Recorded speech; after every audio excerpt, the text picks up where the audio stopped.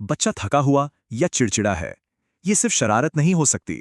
आइए समझते हैं गंभीर एनीमिया के संकेत। ये एक आम चिंता है जिसका सामना कई लोग करते हैं, पर इसका मतलब क्या है? चलिए इसी पर बात करते हैं। 6 ग्राम से कम हीमोग्लोबिन मतलब खतरे की घंटी। ये एक इमरजेंसी है जिस पर तुरंत ध्यान देना जरूरी है। तो कैसे पहचानें इन खतरनाक संकेतों को?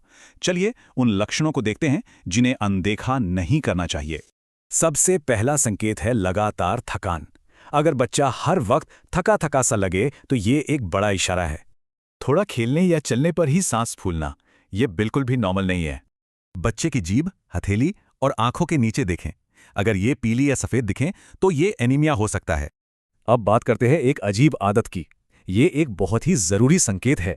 क्या बच्चे में ये आदत है? इसे पीका कहते हैं, मतलब शरीर बता रहा है कि उसमें आयरन की बहुत ज्यादा कमी हो गई है।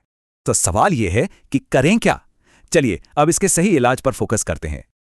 सबसे पहले घबराएं नहीं, डॉक्टर से मिलना ही सही पहला कदम है। इसमें सब्र रखना जरूरी है। ठीक होने के लिए कम से कम 3 महीने का कोर्स पूरा करना ही होगा। याद रखें, दवा देना जितना जरूरी है उतना ही जरूरी है उसे सही तरीके से देना।